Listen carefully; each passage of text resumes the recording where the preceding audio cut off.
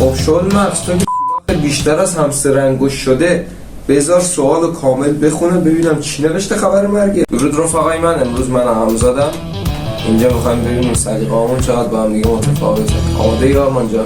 در واقع من اینجا به دوست داشتنم به این انگل ثابت کنم ویدیوهاش هم کدوم یه لایک داره اونم لایک منه فقط. میدونم دوستم داری شل مغز، منم دوستت دارم، هر کی ویدیومو لایک کنه دوستش دارم. از همین الان لایکو بکن. خب شروع کن دیگه. انگل انقدر که کشنگی ویو نمیگیری حالا نظر ما رو چشم. رفقا من از قبل چند تا سوال آماده کردم، خب حالا نمیگیم اونا رو میخواییم با آرمان جان جواب بدیم. آماده شد مغز؟ بپرس دیگه انگل. خب آقا سوال اول، تیپ لش معمولا یا کلاسیک؟ من الان لش تو میدم، کلاسیک ترجیح میدم. سوال دوم، فتیش پا دارین یا دست؟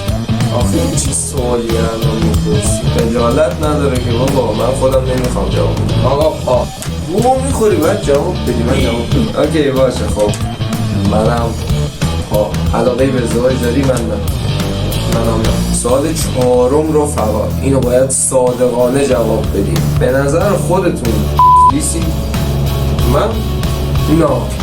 منم نیستم.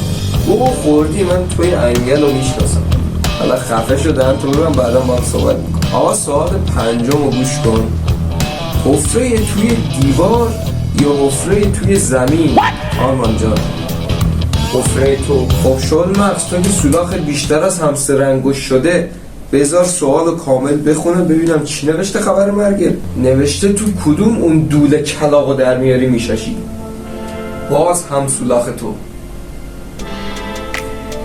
خب تو که فرق بین بلک هول با سولاخ صورتی رو نمیدونی، گو میخوری میای زر میزنی. من زر نمیزنم، من زیرت میزنم. پاشو گم شو برو ویدیو قبلیمو نگاه کن، اونجا فرق بین سولاخ خودت با بلک هول رو قشنگ کامل توضیح دادم. پاشو برو گم شو.